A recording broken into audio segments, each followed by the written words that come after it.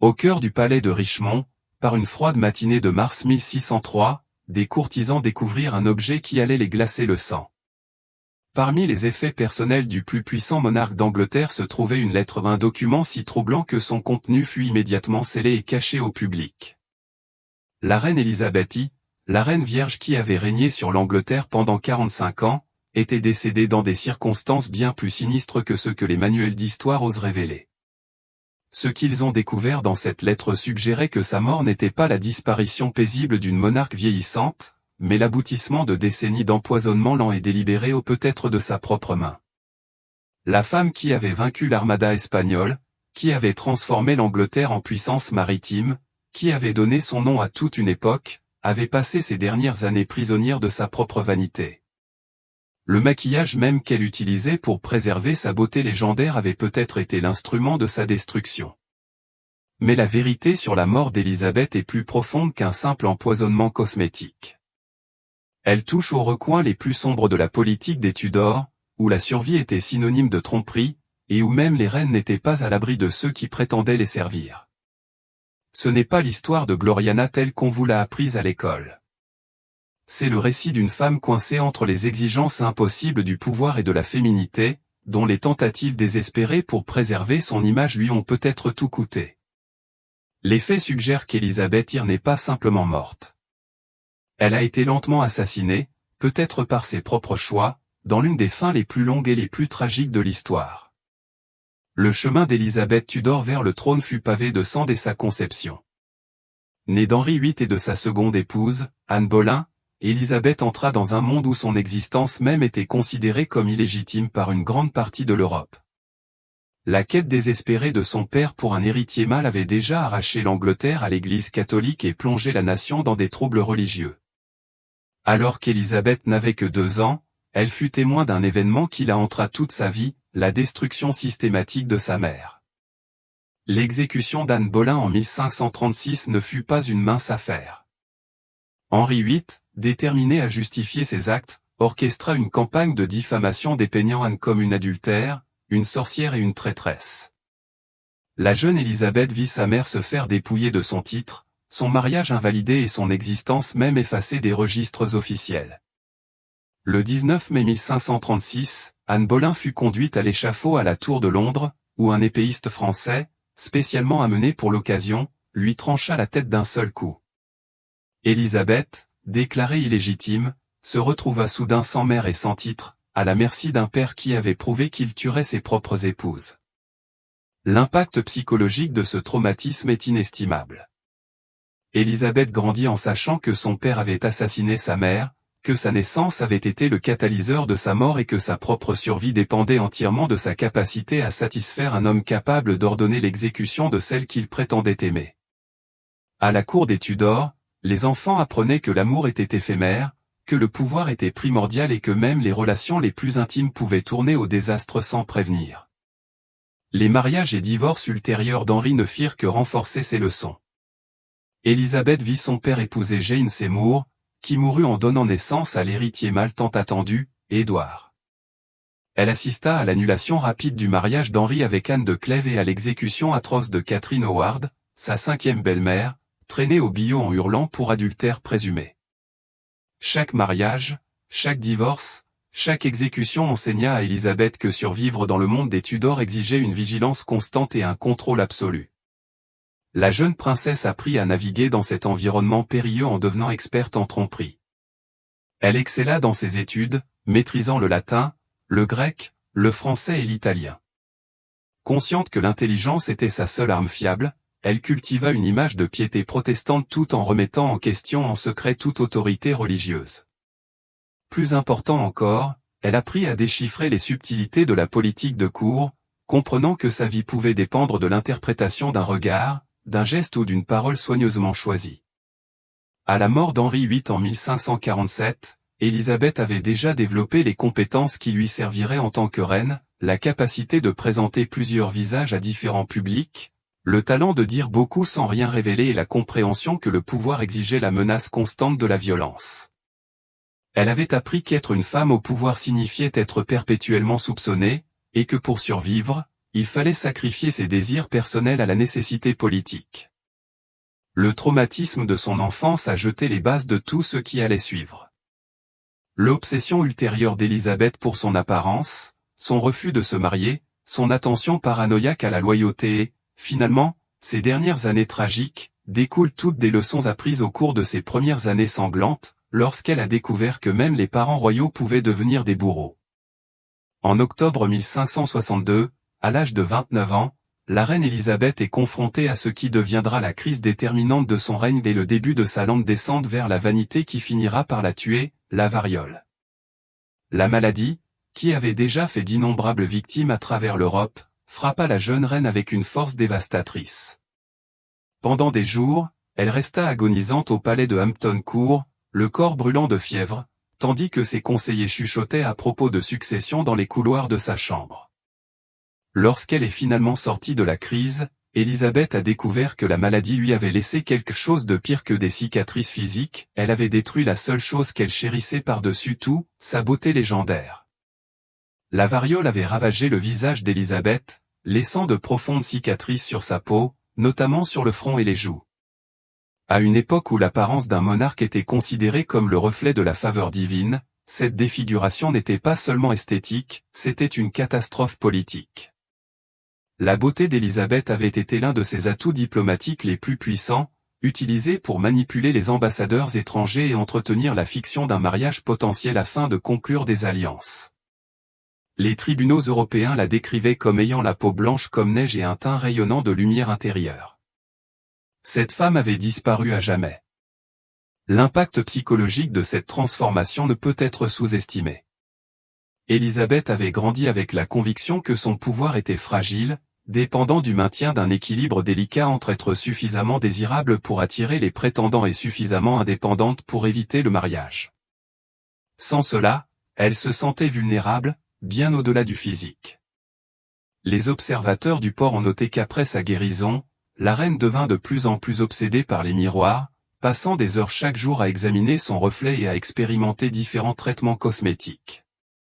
C'est à cette époque qu'Élisabeth découvrit pour la première fois les cosmétiques à base de plomb qui finirent par la tuer. La céruse vénitienne, un mélange de céruse blanche et de vinaigre, promettait de créer le teint pâle et lisse qui était à la mode parmi la noblesse européenne. Cette substance était coûteuse, exclusive et terriblement efficace pour masquer les imperfections.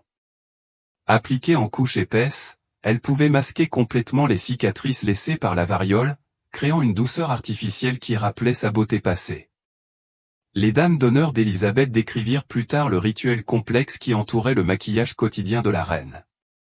Chaque matin, elle restait assise pendant des heures à appliquer soigneusement des couches de céruse sur son visage, son cou et ses mains.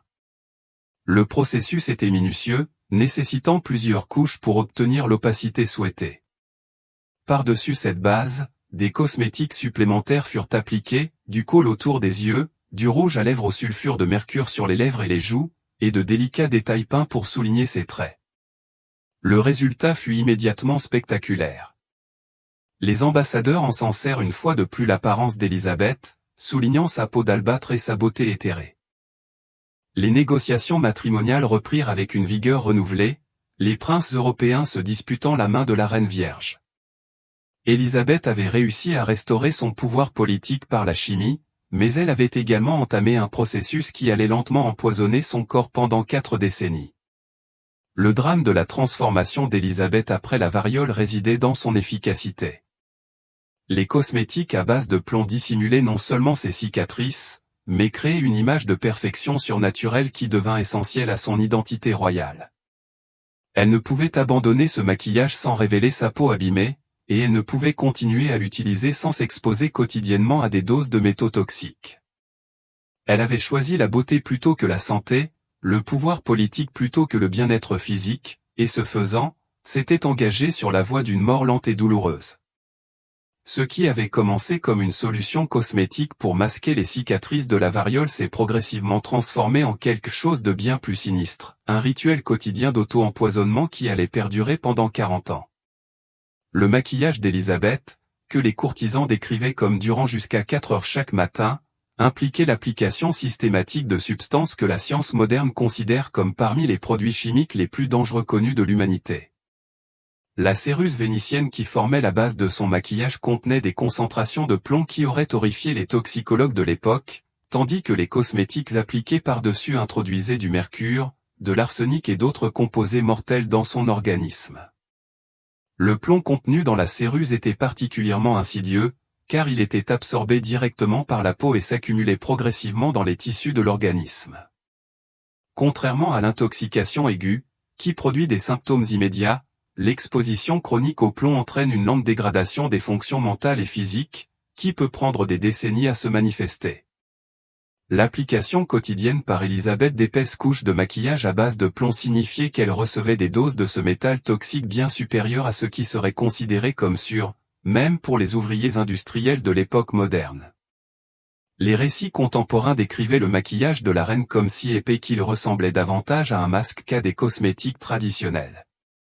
Les visiteurs de la cour remarquèrent que le visage d'Élisabeth semblait sculpté dans le marbre, d'une douceur surnaturelle qui semblait briller à la lueur des bougies. Cet effet était obtenu grâce à l'application de multiples couches de céruse, chacune se superposant à la précédente pour créer une surface presque porcelaineuse. Cette apparence de masque était tellement associée à Élisabeth que de nombreux sujets n'avaient jamais vu son visage naturel. La dépendance psychologique qui s'est développée autour de cette routine cosmétique était aussi dangereuse que l'empoisonnement physique. Élisabeth devint convaincue que son pouvoir et sa légitimité dépendaient du maintien de cette apparence artificielle. Elle interdit la création de portraits réalistes durant ces dernières années, exigeant que toutes les images la représentent avec le visage lisse et sans âge créé par son maquillage. Les célèbres portraits de « masques de jeunesse » qui ont proliféré au cours des dernières décennies de son règne n'étaient pas des conventions artistiques, mais une propagande délibérée destinée à dissimuler la réalité de la détérioration de son état. Le processus d'application devint de plus en plus complexe à mesure qu'Élisabeth vieillissait et que les effets de l'intoxication au plomb devenaient plus apparents. Ces dames d'honneur rapportèrent que la reine avait besoin d'applications de céruse de plus en plus épaisses pour obtenir l'effet désiré, sa peau naturelle étant de plus en plus abîmée et décolorée. Ce qui n'était autrefois que quelques couches de maquillage est devenu un projet de construction, avec des cosmétiques appliqués en si grande épaisseur qu'ils se fissurent et s'écaillent tout au long de la journée, nécessitant des retouches et des réparations constantes. Le coût économique de cette routine cosmétique était exorbitant. Élisabeth dépensait l'équivalent de millions de dollars en monnaie moderne pour ses fournitures de maquillage, important la céruse la plus fine de Venise et des pigments exotiques du monde entier.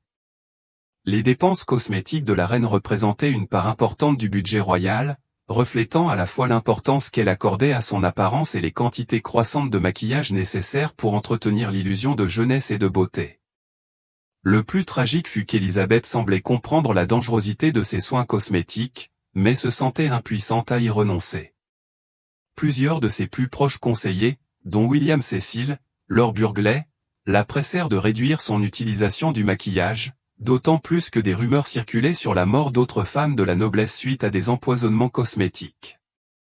La réponse d'Élisabeth était toujours la même, elle ne pouvait apparaître devant ses sujets ni devant les dignitaires étrangers sans son « visage », comme elle appelait son maquillage. Cette apparence artificielle était devenue si essentielle à son identité de reine que le retirer équivalait à abdiquer le trône. À mesure que la dépendance d'Élisabeth aux cosmétiques à base de plomb s'accentuait, la cour royale se transformait en un étrange théâtre de tromperie, où la réalité devenait de plus en plus difficile à distinguer de la performance. La paranoïa croissante de la reine quant à son apparence l'amena à installer des miroirs spécialement conçus dans ses palais, des surfaces subtilement courbées ou teintées pour offrir un reflet plus flatteur. Ces miroirs, fabriqués par des artisans vénitiens à grands frais, créèrent un environnement où Élisabeth put entretenir l'illusion d'une transformation esthétique réussie, même si son apparence naturelle se dégradait sous le masque empoisonné. Les effets psychologiques de l'intoxication chronique au plomb ont commencé à se manifester dans le comportement d'Élisabeth au cours des années 1580. Bien que les courtisans aient attribué sa conduite de plus en plus erratique au stress du règne, l'intoxication au plomb produit généralement des symptômes qui incluent l'irritabilité, la perte de mémoire, des difficultés de concentration et des périodes de confusion, qui sont tous devenus de plus en plus apparents chez la reine vieillissante. Ces célèbres crises de colère, autrefois des démonstrations calculées de l'autorité royale, se transformèrent en explosions de rage imprévisibles qui terrifiaient même ses conseillers les plus proches. Le rituel quotidien du maquillage devint une torture à laquelle Élisabeth semblait incapable d'échapper. Ces dames d'honneur ont décrit un processus à la fois physiquement douloureux et émotionnellement dévastateur. La céruse à base de plomb a brûlé sa peau, provoquant des rougeurs et des irritations qui ont nécessité encore plus de maquillage pour les dissimuler. Le poids des cosmétiques, appliqués en couches si épaisses qu'elles ressemblaient à du plâtre, provoquait des maux de tête et rendait les expressions faciales difficiles. Le célèbre sourire d'Élisabeth, autrefois décrit comme radieux et charmant, se transforma en une grimace figée, maintenue par la seule force de sa volonté. Les tentatives de la reine pour préserver sa jeunesse devinrent de plus en plus désespérées et étranges. Elle commença à expérimenter des techniques cosmétiques frisant le grotesque, notamment l'application de viande crue sur son visage, prétendument comme un traitement. Un traitement anti-âge et l'utilisation de composés à base de mercure qui promettaient de restaurer son teint naturel ou ces traitements, recommandés par des médecins de la cour qui ne comprenaient pas grand-chose à la chimie impliquée, n'ont fait qu'ajouter à la charge toxique que son corps portait déjà. Les ambassadeurs commencèrent à faire état d'observations inquiétantes sur l'apparence et le comportement d'Élisabeth. L'ambassadeur vénitien remarqua que les mains de la reine tremblaient constamment, qu'elle avait parfois des difficultés d'élocution et que sa mémoire semblait faiblir. Plus inquiétant encore, il rapporta que son maquillage avait commencé à prendre une teinte verdâtre, suggérant que les réactions chimiques sur sa peau étaient visibles même à travers les épaisses couches de maquillage. Ces rapports circulèrent dans les cours européennes et commencèrent à saper l'autorité diplomatique d'Élisabeth, les autorités remettant en question sa capacité mentale et physique à gouverner. L'aspect le plus tragique de cette période fut l'isolement croissant d'Élisabeth. Son comportement devenant plus erratique et son apparence plus artificielle, elle commença à se retirer des apparitions publiques et à limiter l'accès à ses appartements privés. La reine, autrefois fascinée par l'adoration publique et les intrigues diplomatiques, devint recluse, ne sortant que pour les fonctions officielles les plus essentielles. Même alors, elle insistait pour apparaître dans des pièces faiblement éclairées où l'ampleur de sa transformation esthétique serait moins apparente. La cour s'adapta à la détérioration de l'état d'Élisabeth en élaborant un système élaboré de protocoles destinés à préserver la dignité de la reine et la sécurité des courtisans. Des règles précises régissaient la distance à laquelle on pouvait approcher la reine, l'éclairage approprié pour les audiences et les sujets de conversation acceptables. Ces protocoles, présentés comme des règles d'étiquette royale, étaient en réalité des mesures de sécurité destinées à éviter que l'état d'Élisabeth ne soit révélé aux visiteurs ou que son comportement de plus en plus imprévisible ne crée des incidents dangereux. Dans les années 1590, les effets cumulés de 4 décennies d'intoxication au plomb avaient commencé à transformer Élisabeth I, la plus redoutable monarque d'Angleterre, en une figure tragique dont l'emprise sur la réalité s'effritait peu à peu. La reine, qui avait autrefois imposé le respect par son intelligence brillante et son sens politique, souffrait désormais de troubles cognitifs fondamentaux. Bien que les protocoles judiciaires complexes entourant sa personne rendaient difficile toute évaluation de l'ampleur réelle de son déclin, ses plus proches conseillers se retrouvèrent à gérer non seulement un royaume, mais aussi un souverain de plus en plus instable dont les décisions n'étaient plus dignes de confiance. Les symptômes physiques d'une intoxication chronique au plomb étaient devenus impossibles à dissimuler. Malgré les couches de maquillage appliquées chaque matin, les mains d'Élisabeth, autrefois louées pour leur élégance, tremblaient désormais constamment à un état que ses médecins attribuaient à une nervosité, mais que la médecine moderne reconnaîtrait comme un signe classique d'intoxication aux métaux lourds. Sa démarche, autrefois décrite comme gracieuse et imposante, était devenue instable, l'obligeant à s'appuyer sur des meubles ou des courtisans. Plus inquiétant encore, ses célèbres cheveux roux commençaient à tomber par plaques, la forçant à porter des perruques de plus en plus sophistiquées pour maintenir son apparence publique. L'état mental de la reine se détériorait encore plus. Il lui arrivait d'oublier le nom de courtisan de longue date ou de se perdre dans les détails fondamentaux du gouvernement. Lors d'un incident particulièrement troublant, Élisabeth fut trouvée dans ses appartements privés, parlant avec animation à son reflet dans un miroir, croyant apparemment converser avec sa mère, Anne Boleyn. De tels épisodes devinrent plus fréquents au fil des décennies, bien qu'ils fussent soigneusement cachés à tous, sauf aux membres les plus fidèles de sa maison. Le comportement d'Élisabeth envers ses courtisans devint de plus en plus imprévisible et parfois violent. Elle s'emportait pour des broutilles, frappant ses serviteurs avec ses mains ou tout objet à sa portée. Ces accès de colère étaient suivis de périodes de profonde mélancolie, où elle refusait de parler pendant des jours. Les effets psychologiques de l'intoxication au plomb aux dépressions, anxiété et changement de personnalité s'étaient combinés au processus naturel de vieillissement pour donner naissance à une souveraine souvent imprévisible et parfois dangereuse. Le maquillage, qui avait autrefois été le salut d'Élisabeth, était devenu une torture quotidienne. L'application, qui l'obligeait à rester immobile pendant des heures, devint une véritable torture physique, son corps étant secoué par les tremblements et les douleurs musculaires liées à l'intoxication au plomb. Pourtant, elle ne pouvait abandonner les cosmétiques sans révéler l'étendue de sa détérioration physique. Sous les couches de céruse, sa peau était décolorée et lésée, ressemblant davantage à du parchemin qu'à de la chair humaine. Les cosmétiques toxiques avaient pratiquement momifié son visage de son vivant. Le plus tragique, c'est peut-être qu'Élisabeth semblait comprendre ce qui lui arrivait. Dans ses moments privés avec ses dames d'honneur les plus proches, elle parlait de se sentir empoisonnée par la beauté, et regrettait les choix qui l'avaient conduite à son état actuel. Pourtant, elle se sentait prisonnière de l'image qu'elle s'était créée, incapable de se présenter devant ses sujets sans subir la transformation esthétique complexe qui la tuait. La Reine Vierge était prisonnière de sa propre vanité, enfermée dans un cycle d'autodestruction qu'elle ne pouvait briser. Le royaume lui-même commença à souffrir du déclin d'Élisabeth. Des décisions importantes furent retardées de plusieurs semaines, tandis que la reine était plongée dans la confusion ou restait enfermée dans ses appartements pendant ses moments les plus sombres. La politique étrangère devint incohérente, l'état mental d'Élisabeth affectant sa capacité à entretenir les relations diplomatiques complexes qui avaient fait de l'Angleterre une puissance européenne majeure. La cour, autrefois centre d'apprentissage et de culture, devint un lieu de conversation chuchotée et de navigation prudente au sein d'un monarque de plus en plus instable. L'hiver 1602 marqua le début de la descente d'Élisabeth vers la folie qui allait caractériser ses derniers mois.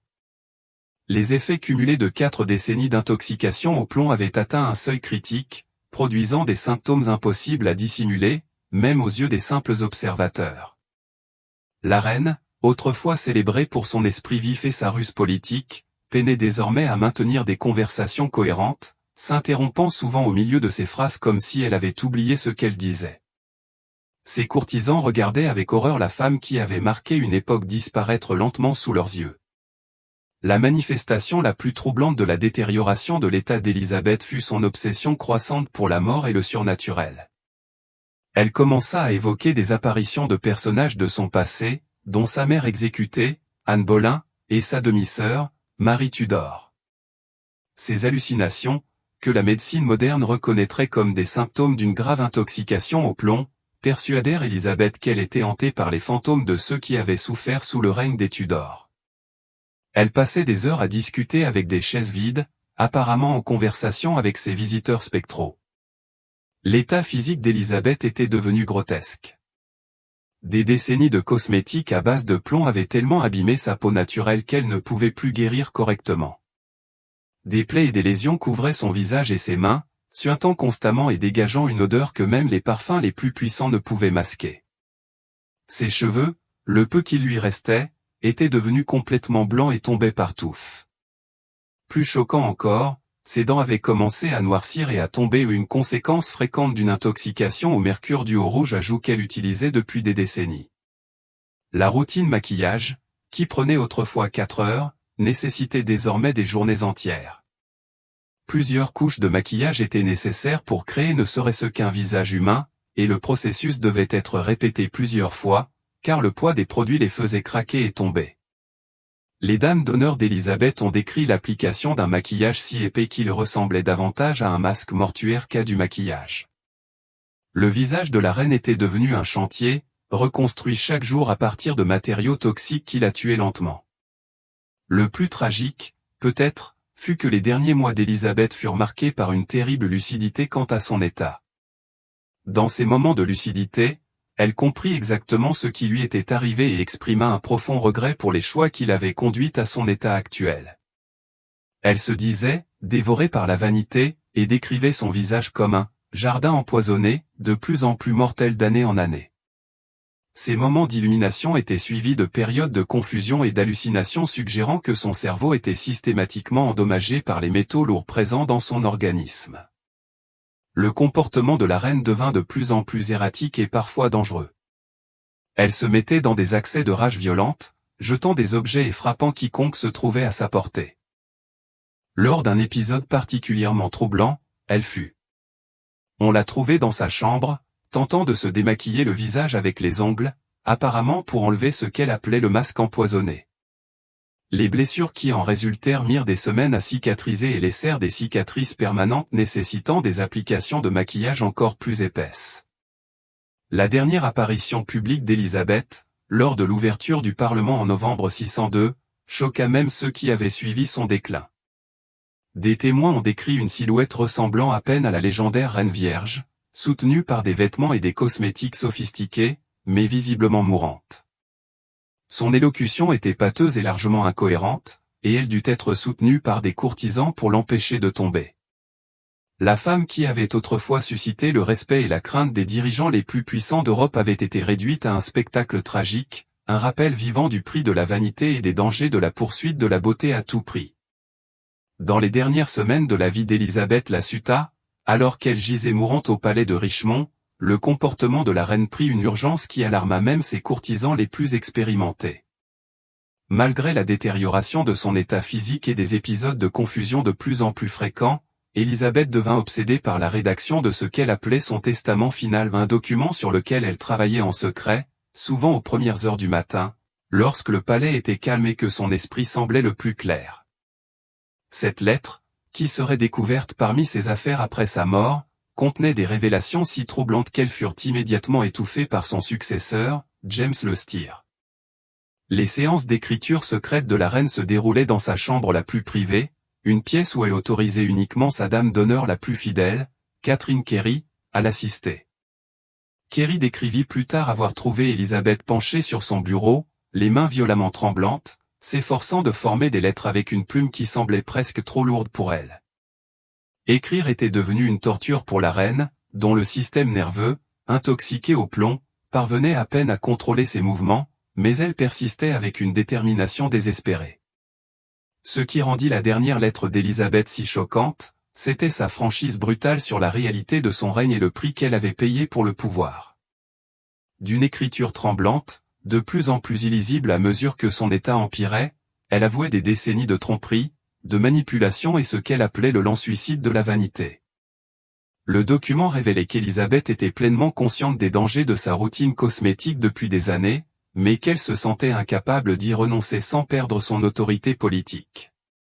Elle décrivait son maquillage quotidien comme une forme de suicide magnifique, qu'elle avait préféré à l'alternative d'apparaître devant ses sujets dans son état naturel et abîmé. Plus troublant encore, la lettre suggérait que l'empoisonnement cosmétique d'Élisabeth n'était peut-être pas entièrement accidentel. Elle y écrivait de manière énigmatique, « Ceux qui me verraient peindre dans ma tombe » et laissait entendre que certains membres de sa cour avaient encouragé ces rituels de beauté de plus en plus dangereux, tout en connaissant parfaitement leurs effets toxiques. La reine semblait croire qu'elle avait été victime d'un assassinat au ralenti, perpétré non pas avec des poignards ou des coupes empoisonnées, mais par la manipulation minutieuse de sa vanité et de ses insécurités. La lettre contenait également l'analyse d'Élisabeth elle-même sur l'impact de l'intoxication au plomb sur son règne durant ces dernières années. Elle reconnaissait avoir pris des décisions dont elle ne se souvenait plus et signé des documents qu'elle regrettait plus tard, attribuant ses erreurs à ce qu'elle appelait « le brouillard métallique dans mon esprit ». Le plus choquant, c'est qu'elle a admis avoir vécu des périodes de blackout complet où elle n'avait aucun souvenir d'heure, ni même de jours, pendant lesquels elle craignait que d'autres aient gouverné en son nom à son insu et sans son consentement. Les derniers mots écrits par Élisabeth furent peut-être les plus tragiques de tous. Elle se décrivit comme étant devenue un fantôme hantant son propre trône, et exprima de profonds regrets pour les sacrifices qu'elle avait consentis à la poursuite d'un idéal impossible de jeunesse et de beauté éternelle. La femme qui avait donné son nom à toute une époque a conclu son règne en reconnaissant qu'elle s'était détruite au service d'une image qui n'avait jamais été réelle au départ. La suppression immédiate de cette lettre par Jacques II et ses conseillers témoigne de son contenu potentiellement explosif. La révélation que la plus grande reine d'Angleterre avait passé ces dernières années à s'empoisonner lentement, peut-être manipulée par ses propres courtisans, aurait sapé toute la mythologie qui s'était construite autour du règne d'Élisabeth. La lettre disparut dans les archives royales, où elle resta cachée pendant des siècles, ne laissant que des rumeurs et des récits chuchotés sur son contenu pour suggérer la véritable horreur des derniers jours d'Élisabeth. Le 24 mars 6003, aux premières heures d'une froide matinée de printemps, la reine Élisabeth Lasée rendit son dernier souffle dans une chambre devenue un monument à la vanité qui l'avait lentement tuée. La chambre où elle est morte était un tableau troublant de beauté artificielle et de décadence naturelle, rempli de miroirs qui ne reflétaient que des ombres et d'instruments cosmétiques qui ne pouvaient plus masquer la réalité de son état. La femme qui avait autrefois commandé les mers et vaincu le plus grand empire d'Europe est morte seule, à l'exception d'une poignée de courtisans trop terrifiés pour s'approcher de son lit, entourée des outils de sa propre destruction. Les dernières semaines de la vie d'Élisabeth avaient été une parodie grotesque de la dignité royale. Incapable d'appliquer son maquillage habituel en raison de la faiblesse de ses mains, elle avait été contrainte de laisser ses dames d'honneur se maquiller le visage chaque matin, bien que le résultat fût plus un masque qu'un visage humain. Les épaisses couches de suze, appliquées sur une peau qui était désormais plus une lésion qu'une chair, créaient une apparence si dérangeante que même ses serviteurs les plus fidèles avaient du mal à la regarder directement. La reine qui avait été autrefois louée pour sa beauté était devenue un memento mori vivant, un rappel de la mortalité vêtue des attributs de la jeunesse éternelle. L'agonie d'Élisabeth fut rendue encore plus horrible par les symptômes d'une intoxication aiguë au plomb, qui avait atteint un stade terminal. Elle souffrit de violentes convulsions qui firent craqueler et tomber en morceaux son maquillage soigneusement appliqué, révélant la peau abîmée en dessous. Sa respiration devint laborieuse et irrégulière, ponctuée de moments où elle s'asseyait soudainement et parlait à des figures invisibles, voyant apparemment les fantômes qui avaient hanté ces derniers mois avec une fréquence croissante. Les courtisans présents aux dernières heures d'Élisabeth décrivirent plus tard une scène d'horreur quasi surnaturelle. Le visage de la reine mourante, partiellement masqué par les restes de son masque cosmétique, semblait se transformer et se modifier à la lueur des bougies, ressemblant tantôt à la belle jeune femme qu'elle avait été, tantôt révélant les traits ravagés par le poison, dissimulés sous des décennies de dissimulation chimique. Sa célèbre perruque rouge avait glissé de travers, révélant des zones de cuir chevelu cicatrisées et décolorées par les substances toxiques qui leur avaient été appliquées pendant 40 ans. Les dernières paroles d'Élisabeth furent les plus troublantes, car elles suggéraient que même dans la mort, elle restait prisonnière de la vanité qui l'avait détruite. Selon les témoignages des personnes présentes, sa dernière déclaration cohérente fut une demande de miroir, apparemment pour voir son reflet une dernière fois. Comme aucun miroir ne lui fut apporté, ses assistants étaient trop horrifiés par son apparence pour s'y conformer, où Élisabeth s'agita, tentant de porter les mains à son visage comme pour palper les traits qu'elle ne pouvait plus distinguer. Son dernier geste fut de toucher sa joue, où ses doigts restèrent tachés des restes de la suze qui avait été sa compagne constante pendant 4 décennies. Les suites immédiates de la mort d'Élisabeth révélèrent l'ampleur de la tromperie qui avait entouré ces dernières années. Lors de la préparation de son corps pour l'enterrement, les cosmétiques durent être soigneusement retirés, révélant une peau si abîmée qu'elle ressemblait à peine à de la chair humaine. Le maquillage à base de plomb avait créé une forme de momification chimique, préservant certaines zones et en détruisant complètement d'autres. Les pompes funèbres rapportèrent que les cheveux naturels d'Élisabeth avaient presque entièrement disparu, que ses dents n'étaient plus que des moignons noirs et que sa peau présentait la coloration bleu-gris caractéristique d'un empoisonnement chronique au plomb. La découverte de la lettre secrète d'Élisabeth parmi ses affaires ajouta une dimension ultime et terrifiante à la tragédie de sa mort. Ce document, révélant le coût réel de ses soins beauté et laissant entrevoir une possible manipulation de la part de ses courtisans, suggérait que la plus grande reine d'Angleterre avait été victime de l'assassinat le plus long et le plus élaboré de l'histoire. La femme qui avait survécu à toutes les menaces extérieures à son règne avait finalement été détruite par sa propre incapacité à accepter le processus naturel du vieillissement, aidée et encouragée par ceux qui, profitant de sa vanité et de son insécurité, la mort d'Élisabeth a marqué non seulement la fin d'une époque, mais aussi le début de l'une des dissimulations les plus réussies de l'histoire. Quelques jours après le décès de la reine, son successeur, Jacques Ier, avait ordonné la destruction de la plupart des preuves relatives à ces pratiques cosmétiques et à leurs effets mortels.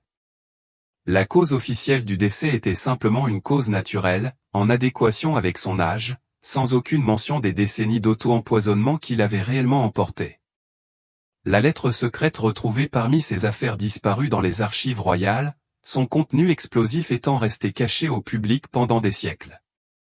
La priorité immédiate de Jacques Ier et de ses conseillers était de préserver le mythe de Gloriana, la reine vierge qui avait transformé l'Angleterre en une grande puissance européenne. La réalité des dernières années d'Élisabeth, une monarque en déclin mental s'empoisonnant lentement avec des cosmétiques toxiques, peut-être manipulée par sa propre cour, aurait sapé tout le fondement de la légitimité des Tudors. Au lieu de cela, un récit soigneusement construit a émergé, présentant la mort d'Élisabeth comme la disparition paisible de la plus grande souveraine d'Angleterre, entourée de sujets loyaux et sûrs d'avoir accompli son destin. La dissimulation de la vérité sur la mort d'Élisabeth eut de profondes conséquences sur l'histoire des femmes et sur la compréhension des cosmétiques modernes. La dangerosité du maquillage à base de plomb était bien connue de certains médecins et chimistes de l'époque, mais cette information resta peu diffusée, en partie parce que l'expérience d'Élisabeth resta secrète. D'innombrables autres femmes continuèrent d'utiliser ces substances toxiques, ignorant qu'elles suivaient les traces d'une reine lentement anéantie par ses propres soins. Le mythe d'Élisabeth, reine vierge et éternelle, jeune et belle, devint l'un des outils de propagande les plus puissants de l'histoire anglaise. Les portraits commandés après sa mort continuèrent de la représenter avec le teint pâle et lisse créé par son maquillage, plutôt que de représenter son apparence naturelle. Cette image idéalisée est devenue si ancrée dans la conscience populaire que même les historiens modernes ont parfois eu du mal à séparer la réalité de l'apparence d'Élisabeth de l'image artificielle qu'elle s'était forcée de maintenir. Les dimensions psychologiques de la tragédie d'Élisabeth ont également eu des répercussions durables sur la compréhension des relations entre pouvoir, genre et apparence dans l'Europe moderne. Son histoire a révélé l'impossible double contrainte à laquelle étaient confrontées les femmes dirigeantes. On attendait d'elles qu'elles maintiennent leur beauté et leur désirabilité tout en exerçant leur autorité politique, mais les cosmétiques même qu'elles utilisaient pour répondre à ces attentes pouvaient littéralement les tuer.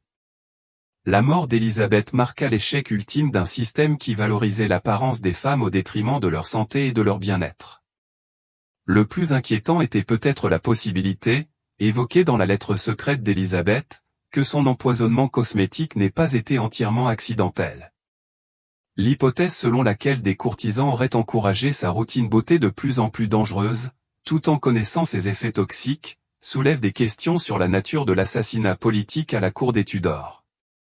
Si Élisabeth avait effectivement été victime d'une manipulation visant à la neutraliser progressivement, il s'agirait de l'un des meurtres les plus subtils et les plus longs de l'histoire, perpétrés non pas avec des armes traditionnelles, mais en exploitant la vanité et l'insécurité.